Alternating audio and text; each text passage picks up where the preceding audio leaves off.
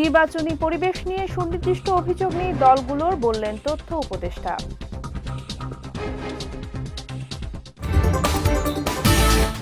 চালের দাম স্থিতিশীল আছে, বাড়ার শঙ্কা নেই, জানালেন খাদ্য উপদেষ্টা।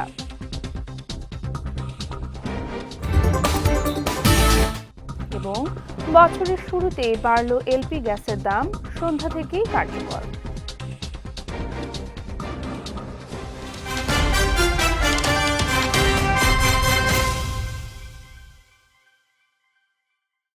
আসসালামু আলাইকুম। পুষ্টিজা নিবেদিত বিজয় রাতের সংবাদে আমন্ত্রণ জানাচ্ছি আমি সাদিয়া রেজওয়ানা তন্নি। শুনছিলেন শিরোনাম, এবারে বিস্তারিত। নির্বাচনী পরিবেশ নিয়ে ন্যারেটিভ তৈরি হলেও সুনির্দিষ্ট অভিযোগ নিয়ে রাজনৈতিক দলগুলোর কাজ করে যাচ্ছে কমিশন, নির্বাচনের দিকে এগিয়ে যাচ্ছে দেশ, এমনটা জানিয়েছেন তথ্য ও সম্প্রচার উপদেষ্টা সৈয়দা রিজওয়ানা হাসান। সকালে সচিবালয়ে এক মতবিনিময় সভায় এসব কথা বলেন তিনি। বলেন, অন্তর্বর্তী সরকারের মেয়াদ থাকাকালীন 1 মাসের মধ্যে সম্প্রচার এবং সাংবাদিক সুরক্ষা অধ্যাদেশ গঠনের চেষ্টা চলছে। ক্রিকেটার মোস্তাফিজুর রহমানকে আইপিএল-এর দেয়া নিষেধাজ্ঞার বিষয়ে উপদেষ্টা রিজওয়ানা বলেন, খেলার মধ্যে রাজনীতি নিয়ে আসা হয়েছে। যে যুক্তিতে মোস্তাফিজুরকে বাদ দেওয়া হয়েছে তার কোনো ভিত্তি নেই, সেক্ষেত্রে আমাদেরকেও প্রতিক্রিয়া দেখাতে হবে। জানান, আইনি দিক বিবেচনা করে ক্রিকেটার মোস্তাফিজ এবং আইপিএল সম্প্রচারের বিষয়ে সিদ্ধান্ত নেওয়া হবে। যার যেই রাজনৈতিক অবস্থান, সে সেই রাজনৈতিক অবস্থান থেকে নানান কথা প্রচার করা শুরু করে। তো এইগুলো কোনো ভিত্তি এখনো পর্যন্ত আছে বলে এখনো পর্যন্ত আমার জানা নেই। প্রথম কথা হচ্ছে নির্বাচনের পরিবেশ গ্রহণযোগ্য কিনা, এটা আপনি কয়েকটা আঙ্গিকে দেখতে পারেন। একটা হচ্ছে নির্বাচন পরিচালনার জন্য যে কাজগুলো অন্য সকল নির্বাচনে নির্বাচন কমিশন করে, সেই কাজগুলো করা শুরু হয়েছে কিনা, সেই কাজগুলো যথাযথভাবে চলছে, মনোনয়নপত্র যাচাই বাছাই করা হচ্ছে এবং প্রার্থীরা বিভিন্ন দলের খুবই আগ্রহ উৎসাহ নিয়ে এগুলোও মনিটর করছেন। কোথাও কোনো ব্যত্যয় হলে তারা সে কথাগুলো বলছেন। ফলে নির্বাচনের যে প্রক্রিয়া, নির্বাচন কমিশন থেকে শুরু করা, সেই প্রক্রিয়া শুরু করা হয়েছে। যদি আইপিএল-এর কথায় আসে, বিষয়টা হচ্ছে যে খেলাটা যদি খেলার জায়গায় আমরা রাখতে পারতাম খুবই ভালো হতো, কিন্তু আনফর্চুনেটলি খেলাটার মধ্যে রাজনীতি নিয়ে আসা হয়েছে। কারণ এখানে একটা সিচুয়েশন আমার জন্য তৈরি করা হয়েছে, আমাকে সেটার বিরুদ্ধে একটা ব্যবস্থা নিতে হবে, সেটার ব্যাপারে একটা ব্যবস্থা নিতে হবে। আমার তো চুপ করে বসে থাকার উপায় নেই। দেশের বাজারে চালের দাম স্থিতিশীল আছে, দাম বাড়ার কোনো শঙ্কা নেই বলে জানিয়েছেন খাদ্য উপদেষ্টা আলী ইমাম মজুমদার। সকালে সচিবালয়ে নিজ দফতরে সাংবাদিকদের একথা জানান তিনি। বলেন, দেশের বর্তমান খাদ্য মজুদ পরিস্থিতি সন্তোষজনক। সরকারি খাদ্য গুদামে বর্তমানে 20,27,420 মেট্রিক টন খাদ্যশস্য মজুত রয়েছে। এর মধ্যে 16,96,787 টন চাল, 2,33,224 টন গম এবং 9,07,409 টন ধান মজুত রয়েছে। দেশে খাদ্যের সংকট হওয়ার কোনো আশঙ্কা নেই জানিয়ে তিনি আরও বলেন, ভারত ও বাংলাদেশের মধ্যকার রাজনৈতিক টানাপোড়েনের প্রভাব খাদ্য পরিস্থিতির উপরে পড়বে না। দুই দেশের মধ্যে এখনো বাণিজ্য চলমান রয়েছে। না, শুনেন, আইনের ব্যাপার কি, মানে বাজারকে ইয়ে করার জন্য ঠিক বাজারের দাম নির্ধারণ করে দেওয়া হয় না, কারণ চালের বহু ক্যাটাগরি আছে, কোনটা নির্ধারণ করবেন আপনি।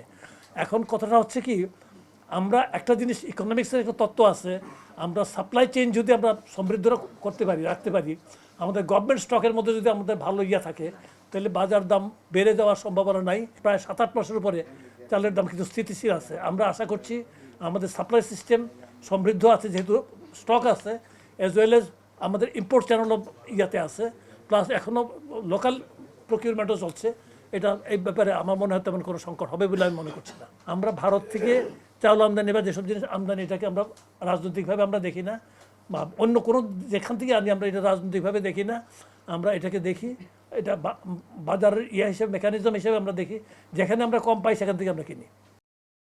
ভোক্তা পর্যায়ে জানুয়ারি মাসের জন্য এলপি গ্যাসের নতুন মূল্য নির্ধারণ করা হয়েছে। সেই সঙ্গে অটো গ্যাসের দামও নির্ধারণ করেছে Bangladesh energy regulatory commission BERC।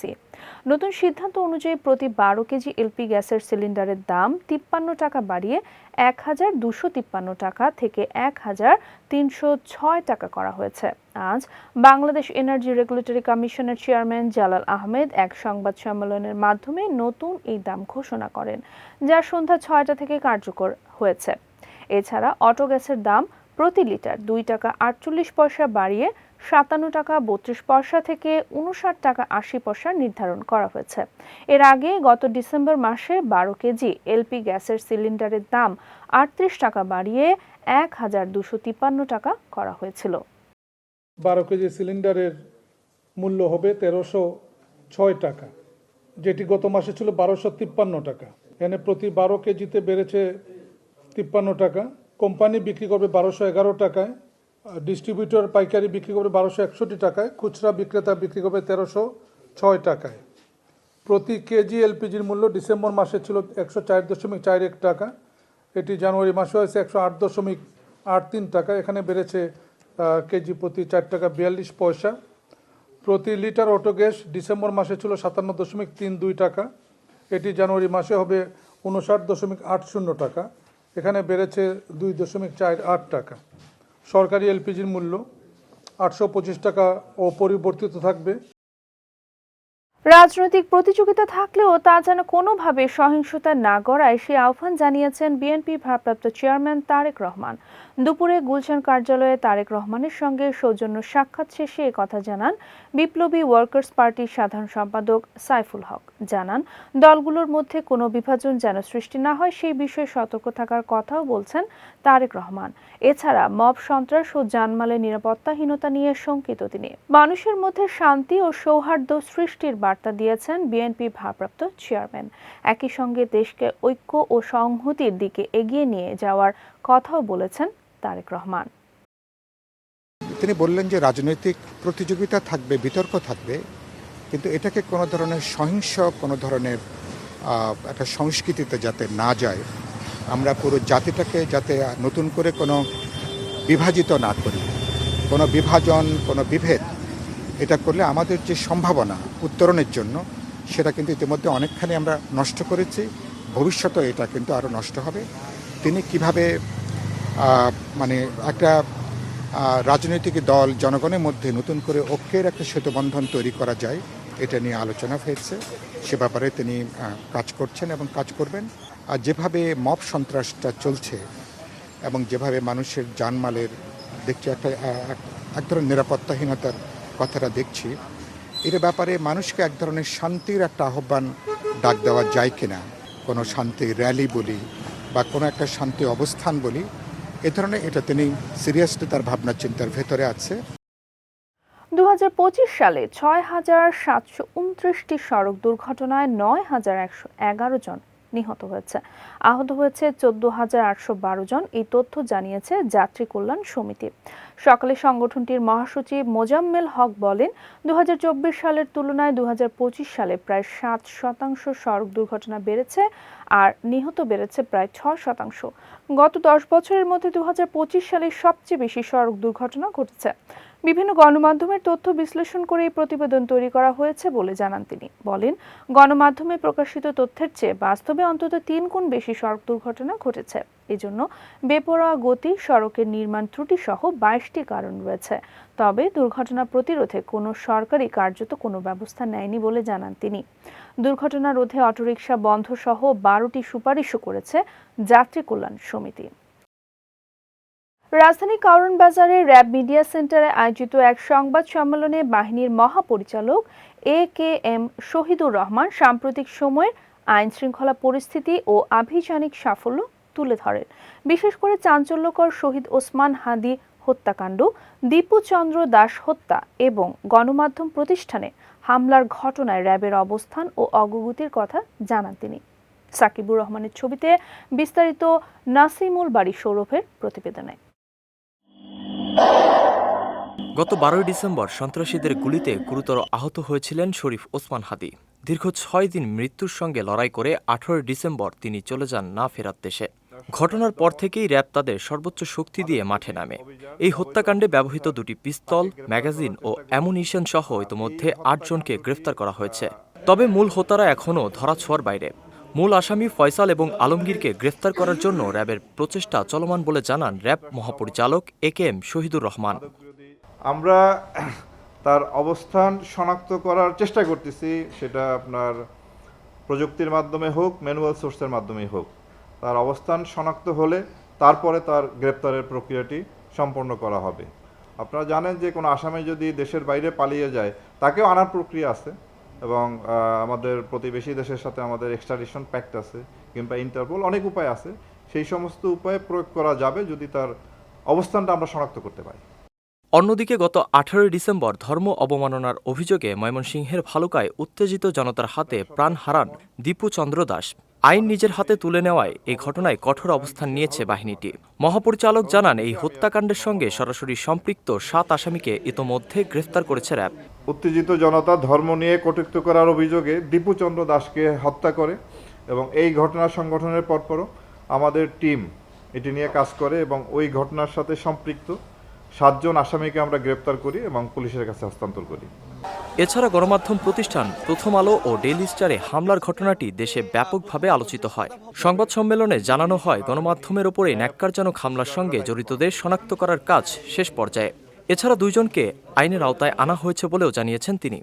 এছাড়াও আপনারা জানেন যে প্রথম আলো, ডেইলি স্টার এই প্রতিষ্ঠানগুলোতে যারা আক্রমণ করেছে তাদেরকে আমরা শনাক্ত করে আমাদের গ্রেপ্তার প্রচেষ্টা অব্যাহত আছে। এ পর্যন্ত আমরা 2 জনকে গ্রেপ্তার করতে সক্ষম হই, এবং ঢাকা মেট্রোপলিটন পুলিশ বোধহয় উল্লেখযোগ্য সংখ্যক আসামি এই ঘটনায় গ্রেপ্তার করে। সবশেষ গত 3 মাসে 4366 জন অভিযুক্তকে গ্রেফতার করেছে বাহিনীটি, যার মধ্যে 522 জন হত্যা মামলার আসামি, এবং সব মিলিয়ে উদ্ধার করা হয়েছে 188টি দেশি বিদেশি আগ্নেয়াস্ত্র। সামনেই 12 ফেব্রুয়ারির জাতীয় সংসদ নির্বাচনকে ঘিরে যে কোনো ধরনের নাশকতা রুখতে এবং একটি সুষ্ঠু পরিবেশ বজায় রাখতে বাহিনীর তৎপরতার কথা জানান র্যাব প্রধান। নাসিমুল বারী, সৌরভ, বিজয় টিভি, ঢাকা। এবারে পুষ্টি চিনি গুঁড়া চাল নিবেদিত জেলা সংবাদ।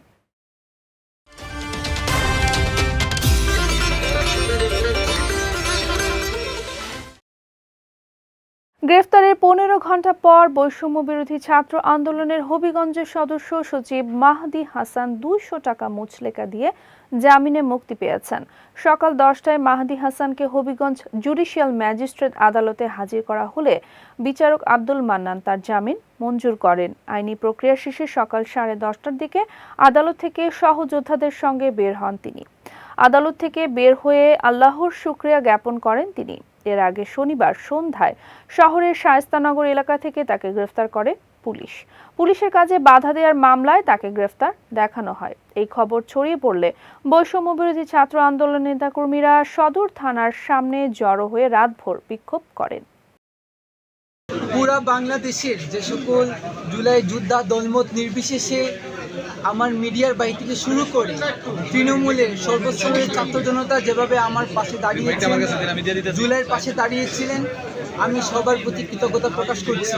আমি এই ঋণ কখনো শোধ করতে পারবো না। আপনারা আমার দায়িত্ব বাড়িয়ে দিয়েছেন, আমি জীবন দিয়ে হলো আপনাদের এই দায়বদ্ধতাকে আমি অবশ্যই আর সম্মানের সাথে আমি প্রত্যাশা পূরণ করে দেখাবো ইনশাআল্লাহ। টাঙ্গাইল, ব্রাহ্মণবাড়ী ও মুন্সিগঞ্জে অধিক দামে গ্যাস সিলিন্ডার বিক্রি করায় ব্যবসায়ীদের জরিমানা করা হয়েছে। সকালে টাঙ্গাইলের সরকার নির্ধারিত দামের চেয়ে বেশি দামে গ্যাস সিলিন্ডার বিক্রির দায়ে 3 ব্যবসায়ীকে জরিমানা করে জেলা ভোক্তা অধিকার অধিদপ্তর। অভিযান পরিচালনা করেন জেলা ভোক্তা অধিকার অধিদপ্তরের সহকারী পরিচালক আসাদুজ্জামান রুমেল। অভিযানকালে বিক্রয় রসিদ না থাকা এবং অধিক দামে বিক্রি করার দায়ে সদর উপজেলার গড়াসিন বাজারের জামান ট্রেডার্সকে 50,000 টাকা, একই উপজেলায় কুমুল্লি বাজারের আসমা ট্রেডার্সকে 1 লাখ এবং করটিয়া বাজারের আজাদ ট্রেডার্সকে 50,000 টাকা জরিমানা করা হয়। এদিকে ব্রাহ্মণবাড়িয়ার সদর উপজেলার পুরাতন জেলখানা রোড এলাকায় ধার্যকৃত মূল্যের চেয়ে বেশি দামে সিলিন্ডার বিক্রি, মূল্য তালিকা ও বিস্ফোরক লাইসেন্স না থাকার অপরাধে নূর এলপিজি নামে একটি বিক্রয় প্রতিষ্ঠানকে 10,000 টাকা জরিমানা করা হয়। এছাড়া মুন্সিগঞ্জে অধিক দামে এলপি গ্যাস সিলিন্ডার বিক্রি করায় 3 দোকানিকে 15,000 টাকা জরিমানা করেন জাতীয় ভোক্তা অধিকার সংরক্ষণ অধিদপ্তরের জেলা সহকারী পরিচালক আসিফ আল আজাদ। দুপুর 12:30টার থেকে বিকেল 2:30টা পর্যন্ত শহরের লিচুতলা ও খাল ইস্ট এলাকায় এই অভিযান পরিচালনা করা হয়। যাচ্ছে পুষ্টি ড্রিঙ্কিং ওয়াটার নিবেদিত খেলার সংবাদে।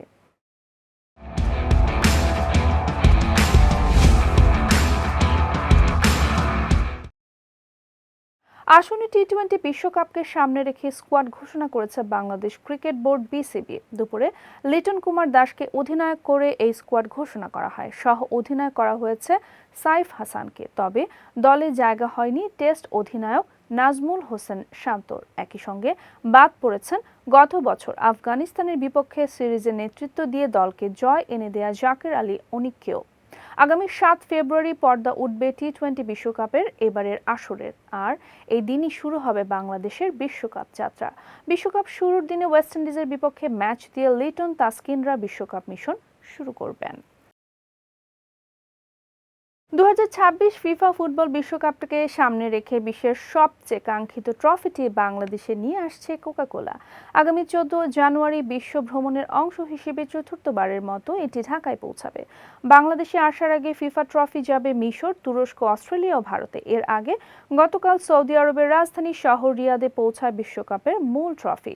এদিকে বিশ্বকাপ ট্রফি ট্যুরে বাংলাদেশের ফুটবল প্রেমীরা ফুটবল বিশ্বের সবচেয়ে কাঙ্ক্ষিত এই পুরস্কার কাছ থেকে দেখার সুযোগ পাবেন। 2022 সালে কাতার বিশ্বকাপের আগেও ট্রফিটি বাংলাদেশ ট্যুরে এসেছিল।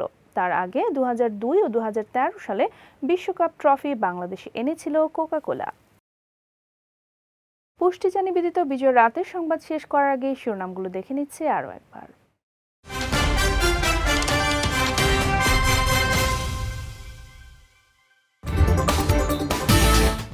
নির্বাচনী পরিবেশ নিয়ে সুনির্দিষ্ট অভিযোগ নেই দলগুলোর, বললেন তথ্য উপদেষ্টা।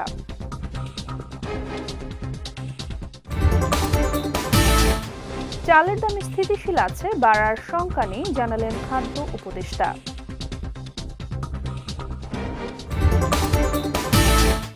এবং বছরের শুরুতেই বাড়ল এলপি গ্যাসের দাম, সন্ধ্যা থেকেই কার্যকর।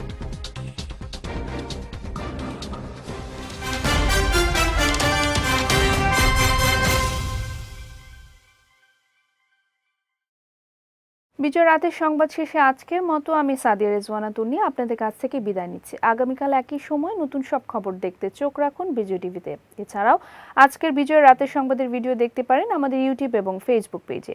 আমাদের ইউটিউব হলো youtube.com/bijtv_official এবং আমাদের ফেসবুক পেজ হলো facebook.com/bijtvlimited। এতক্ষণ সঙ্গে থাকার জন্য ধন্যবাদ সবাইকে।